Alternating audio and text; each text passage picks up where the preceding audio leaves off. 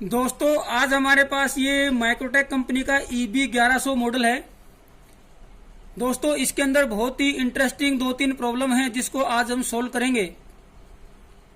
लेकिन दोस्तों जब हम प्रॉब्लम को सोल्व करते हैं तो लाइफ टाइम हमें वो समझ में आए, याद रहे, उसके लिए उसकी डीप नॉलेज होना बहुत जरूरी है। तो आज इन प्रॉब्लम को हम डीपली समझेंगे, जिसमें मैं DSO का, ऑसिलोस्कोप का भी यूज करके आप लोगों को समझाने की कोशिश करूंगा, ताकि भविष्य में इस तरह की कोई प्रॉब्लम आए तो आप उसको जल्दी से भूले ना और हमेशा आपको याद रहे और उसको बहुत आसानी से और जल्दी से इस प्रॉब्लम को आप सोल्व कर सकें। तो दोस्तों सबसे पहले मैं आपको यहाँ पे ये PCB है,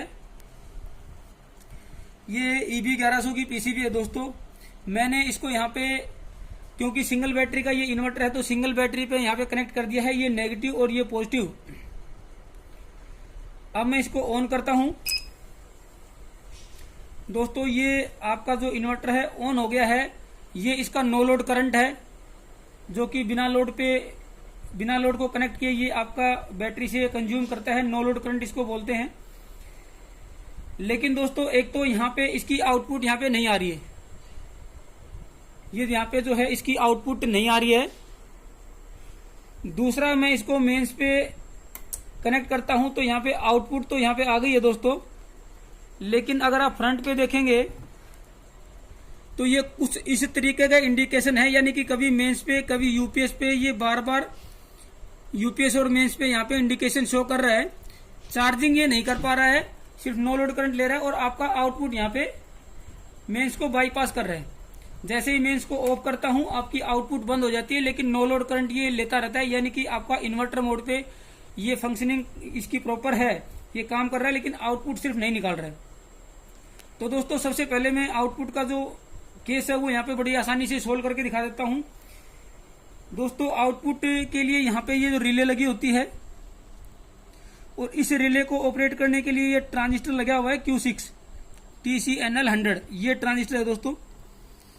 ये दोस्तों ट्रांजिस्टर इस रिले को ऑन ऑफ करता है। अगर ऐसी कोई कंडीशन हो तो आप सबसे पहले क्या करके देख सकते हैं, इस ट्रांजिस्टर की फर्स्ट और थर्ड, पहली और तीसरी लेग को आप शॉर्ट करके देख सकते हैं, जो कि इसका अमीटर कलेक्टर है। जैसे ही मैंने इसको शॉर्ट किया आउटपुट आ गई है, मैं आपको दिखाता हूं। देखिए इस तरीके से अगर आप देखेंगे, देखिए यहाँ पे आउटपुट इसकी आ गई है, ये बंद हो गई है। यहाँ पे आप देखें ये आउटपुट का मीटर है, ये आउटपुट आ गई है और ये बंद हो गई, यानी कि उस ट्रांजिस्टर को हमने चेक करना है, वो ट्रांजिस्टर वहां पे काम नहीं कर रहा है। एक तो हमने ये चेक करना है। दूसरा दोस्तों जैसे ही मैं मेंस मोड पे इसको ऑन करता हूं तो ये इन्वर्टर और मेंस पे यहाँ पे ट्राई करता है, कोशिश करता है। उसके लिए दोस्तों सबसे पहले मैं मल्टीमीटर से आपको चेक करके दिखा देता हूं कि आपको करना कैसे है। मल्टीमीटर को आप दोस्तों कर लें DC पे। ये मल्टीमीटर को मैंने DC पे कर लिया है। और दोस्तों नेगेटिव लगा लें जहां बैटरी का नेगेटिव होता है, और आपका जो मेन सेंस ट्रांसफार्मर है, जो कि 18018 का यहाँ पे ट्रांसफार्मर है, उसकी सेकेंडरी पे दोस्तों यहाँ पे 2 डायोड लगे होते हैं, जो कि आपका DC पे कन्वर्ट करते हैं उस आउटपुट को। ये 2 डायोड हैं, ये रेक्टिफायर का यहाँ पे काम करते हैं। तो नेगेटिव आप लगा लें जहां पे बैटरी का नेगेटिव होता है, और पॉजिटिव आप जो है मल्टीमीटर का लगाए जहां पे इन दोनों डायोड का कैथोड कनेक्टेड है, यानी कि जहां पे DC का पॉजिटिव बनता है। ये मैंने यहाँ पे लगाया तो आपकी रीडिंग आई दोस्तों 4.47, जो कि 10-11 वोल्ट से ज्यादा आनी चाहिए यहाँ पे DC, यानी कि आपको DC यहाँ पे हाफ बन रही है, जिससे ये प्रॉपर मेन सेंस नहीं कर पा रहा है। उसके बाद क्या करेंगे, कंफर्म कैसे करेंगे वो बता देता हूँ। मल्टीमीटर को आप कर लें अब AC पे, नेगेटिव लगाएं, बैटरी का नेगेटिव है वहां पे, और अब इसके जो एनोड साइड है वहां पे चेक करें। एक तरफ ये दिखा रहा है AC 10 वोल्ट, दूसरे डायोड के भी एनोड पे चेक करें दोस्तों, यहाँ पे ये कोई वोल्टेज नहीं दिखा रहा है, यानी कि जो सेंसिंग ट्रांसफार्मर है उसकी सेकेंडरी या तो ड्राई है या ओपन है। ओपन बहुत कम चांसेस होते हैं, इसकी प्राइमरी ही जनरली खराब होती है, सेकेंडरी खराब नहीं होती है। फिर भी आप इसको निकाल के चेक कर लेंगे, मैं भी आपको चेक करके दिखाऊंगा। उससे पहले DSO से भी मैं दिखा देता हूं। ये मेरे पास DSO यहाँ पे कनेक्टेड है। नेगेटिव यानी कि ग्राउंड में लगाऊंगा वहां जहाँ हमारा बैटरी का नेगेटिव होता है, या रेगुलेटर के हीटसिंक पे जो कि आपका नेगेटिव से ही कनेक्टेड होता है, ग्राउंड होता है वो। अब दोस्तों सबसे पहले मैं आपको चेक करके दिखाता हूं जहां दोनों डायोड के कैथोड यानी कि यहाँ पे डीसी की आउटपुट मिलेगी, पल्सेटिंग डीसी। अब आप डीएसओ पे देखें दोस्तों, यहाँ पे अगर आप ध्यान से देखेंगे तो यहाँ पे सिर्फ एक हाफ साइकिल आपको मिल रहा है। ये हाफ साइकिल मिला, लेकिन उसके बाद ये हाफ साइकिल मिसिंग है, फिर ये हाफ साइकिल मिला और ये मिसिंग है। यानी कि एक तरफ से एक जो वाइंडिंग है ट्रांसफार्मर की वही डीसी में कन्वर्ट होकर यहाँ पे मिल रही है, दूसरा जो वाइंडिंग है ट्रांसफार्मर का वो डीसी में कन्वर्ट होकर नहीं मिल रहा है। यानी कि यहाँ पे सिर्फ हाफ साइकिल आ रहा है, एक तरफ का जो डायोड है वो कंडक्ट करके डीसी नहीं बना पा रहा है। अगर दोनों तरफ के हाफ साइकिल काम करेंगे तो यहाँ पे प्रॉपर जो है आपको डीसी मिलेगी, यहाँ भी आपको एक हाफ साइकिल मिलेगा, यानी कि वो फुल आपका बनेगा। अभी ये जो है हाफ साइकिल आपको यहाँ मिल रहा है, एक हाफ साइकिल यहाँ पे मिसिंग है। यानी कि हमारा ट्रांसफार्मर की जो सेकेंडरी है वो एक सेक्शन यहाँ पे काम कर रहा है और दूसरी वाइंडिंग यहाँ पे काम नहीं कर रही है। प्रॉब्लम हो सकता है कि ड्राई हो, या ये भी हो सकता है कि ट्रांसफार्मर का जो वायर है वहां से ड्राई हो या ट्रांसफार्मर ओपन हो, वो मैं चेक करके आपको दिखा दूंगा। ये दोनों प्रॉब्लम को सोल्व करके फिर मैं डीएसओ पे भी दिखाऊंगा कि फुल वेव जो है कैसे बनेगी यहाँ पे आपकी। पहले मैं इसको पीसीबी को बाहर निकाल के आपको चेक करके दिखाता हूँ। दोस्तों मल्टीमीटर को मैंने कर लिया है डायोड मोड पे। पहले हम ट्रांजिस्टर को चेक करते हैं।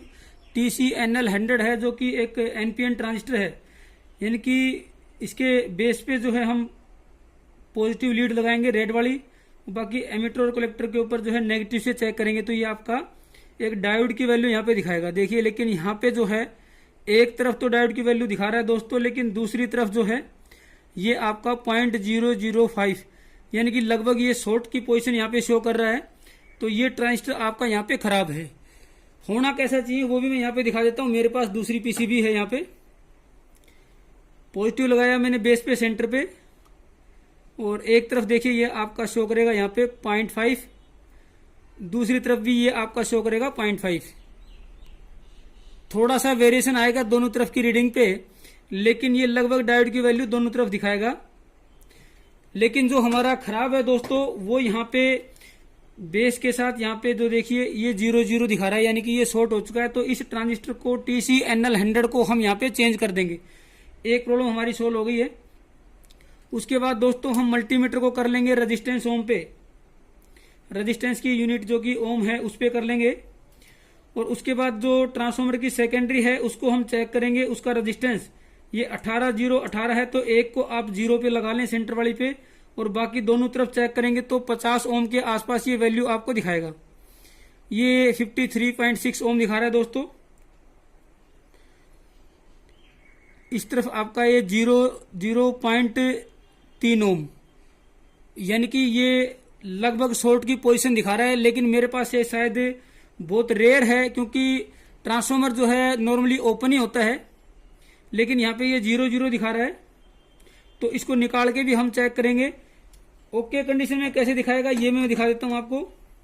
सेंटर पे आप लगाएं रेजिस्टेंस मोड पे करके, एक तरफ चेक करेंगे तो आपको ये 53 या 50 ओम दिखाएगा। दूसरी तरफ भी आप चेक करेंगे सेंटर पे लगा के तो ये 50 या 53 ओम दिखाएगा, यानी कि दोनों तरफ सेम रीडिंग दिखाएगा। ये 18 हो या 23 हो, उसकी वैल्यू थोड़ी कम आएगी, 47 ओम भी हो सकती है, या 50 या 53 या 60 ओम तक हो सकती है, लेकिन दोनों तरफ सेम वैल्यू दिखाएगा। ये एक तरफ आपका 0 दिखा रहा है। नॉर्मली ट्रांसफार्मर खराब होता है तो ओपन होता है, लेकिन ये 0 दिखा रहा है। इसको हम यहाँ पे डिसोल्डर करके बाहर निकाल लेते हैं। उसके बाद चेक करेंगे कि ट्रांसफार्मर में दिक्कत है या कोई सर्किट का कोई यहाँ पे इशू है। दोस्तों अब मेरे पास ये 2 सेंसिंग ट्रांसफार्मर हैं। ये वाला हमने अभी पीसीबी से निकाला है जो कि खराब है। ये वाला मैंने किसी खराब पीसीबी से निकाला है। एक बर्न्ट पीसीबी थी, जली हुई, लेकिन उसका ये सेंसिंग ट्रांसफार्मर बिल्कुल ठीक था, तो इसको हम यूज कर लेंगे। इसको हम लगा के चेक करा देंगे आपको। तो फिलहाल हमने मल्टीमीटर को किया हुआ रेजिस्टेंस मोड पे। मैं पहले खराब वाले को चेक करा के दिखाता हूं आपको।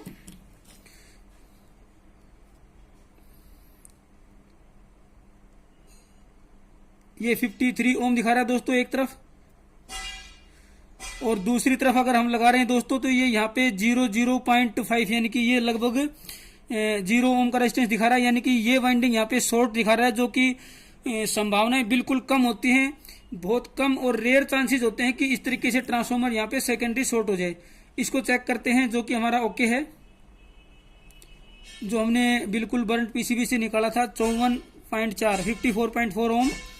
और दूसरी टेपिंग भी चेक कर लेते हैं यहाँ पे 55.3 ओम, ये बिल्कुल ठीक है। प्राइमरी अगर आप चेक करेंगे तो ये आपकी 2K के आसपास आपको यहाँ पे रेजिस्टेंस दिखाएगा दोस्तों। 2.14K किलो ओम में ये वैल्यू दिखा रहा है, यानी कि ये ट्रांसफार्मर वाला बिल्कुल ठीक है। ये वाला जो ट्रांसफार्मर है इसकी प्राइमरी ठीक है, सेकेंडरी का एक पार्ट ठीक है, दूसरा पार्ट शॉर्ट है, इसलिए यहाँ पे ये प्रॉपर काम नहीं कर रहा था। तो इस ट्रांसफार्मर को हम लगा देंगे, TCNL100 को लगा देंगे और फिर मैं आपको DSO पे भी चेक करके दिखा दूंगा कि वहां पे डायोड के बाद क्या वेवफॉर्म रहती है। दोस्तों हमने यहाँ पे दो चेंजेस किए हैं। एक तो आपका TCNL100 जो कि शॉर्ट था उसको हमने चेंज कर दिया। दूसरा आपका जो स्टेप डाउन ट्रांसफार्मर है, सेंसिंग ट्रांसफार्मर, इनपुट 350 और सेकेंडरी जो है 18018, ये हमने चेंज कर दिया है। अब मैं यहाँ पे आपको चेक करके दिखा देता हूँ। दोस्तों पहले जो आउटपुट हमारी ट्रांजिस्टर को शॉर्ट करने पे आती थी, अब वो हमारी जैसे बैटरी को ऑन किया आउटपुट आ गई है। और इसके बाद स्विच को मैं अगर ऑन ऑफ करता हूँ तो ये आपकी आउटपुट ऑन ऑफ भी यहाँ पे प्रॉपर हो रही है।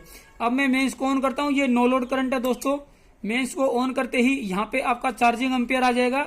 ये 10 एम्पियर डीसी चार्जिंग एम्पियर है, बैटरी फुली चार्ज है, इसलिए यहाँ पे जल्दी से ये आपकी यहाँ पे बैटरी वोल्टेज अप हो गई है। अब दोस्तों सामने अगर आप फ्रंट पैनल पे चेक करेंगे तो ये आपका जो पहले मेंस और इन्वर्टर पे फ्लिकरिंग करता था, अब ये प्रॉपर चार्जिंग और आपका मेंस पे है, क्योंकि बैटरी फुली चार्ज है तो ये यहाँ पे स्टडी हो गई है। अब मैं आपको DSO पे भी दिखा देता हूँ। पहले आपका जो यहाँ पे सेंसिंग ट्रांसफार्मर के बाद जो दो डायोड लगे हैं जो कि रेक्टिफायर है, रेक्टिफायर की आउटपुट में एक हाफ साइकिल मिसिंग था, ये मैंने लगा दिया है दोस्तों। दोनों डायोड के जो कैथोड जहाँ पे कनेक्टेड है वहां पे दोस्तों, पहले रेक्टिफायर की जो आउटपुट थी उसमें एक हाफ साइकिल मिसिंग था, क्योंकि एक तरफ की जो टेपिंग थी वो शॉर्ट थी, इसलिए एक तरफ की टेपिंग से ही आपकी आउटपुट आती थी, जिसकी वजह से प्रॉपर तरीके से वो मेंटेनेंस नहीं कर पाता था। अब ये दोनों हाफ साइकिल यहाँ पे रेक्टिफायर की आउटपुट पे पल्सेटिंग डीसी के रूप में आपको दिखाई दे रहे हैं। तो यानी कि अब ये हमारी प्रॉपर आउटपुट है।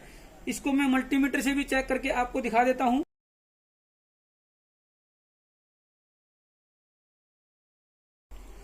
दोस्तों मल्टीमीटर को डीसी वोल्ट के सेटिंग पे हमने कर लिया है।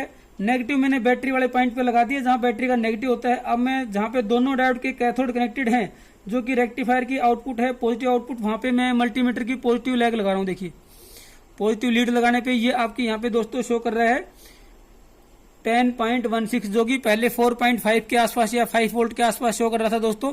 अब ये 10 वोल्ट हो गया है, यानी कि दोनों हाफ साइकिल यहाँ पे रेक्टिफाई होके हमें मिल गई हैं। प्रॉपर डीसी यहाँ पे 10.14, पहले 5 वोल्ट के आसपास मिलती थी, ये हमारे यहाँ पे अब प्रॉपर 10 वोल्ट यहाँ पे डीसी हमारे को मिल गई है।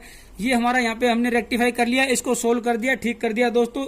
इसी तरीके से अगर आप इसको स्टेप बाय स्टेप और समझ के करेंगे तो बड़ी आसानी से हम इस तरह की प्रॉब्लम्स को सोल्व कर सकते हैं। दोस्तों हमारा एक नया चैनल है जिसका नाम है टोटल हेल्थ एंड लॉजिक, जिसमें मैं हेल्थ से रिलेटेड और फिजिकल फिटनेस से रिलेटेड वीडियोज अपलोड करता हूं। तो उस चैनल पे भी जाके दोस्तों उस चैनल को भी आप सब्सक्राइब कर लें, बेल आइकन दबा दें, ताकि उस चैनल के वीडियोज के नोटिफिकेशन भी आप लोगों को मिलते रहें और आपको और आपके परिवार को हेल्थ से रिलेटेड वीडियोज की नोटिफिकेशन मिलती रहे। थैंक यू दोस्तों।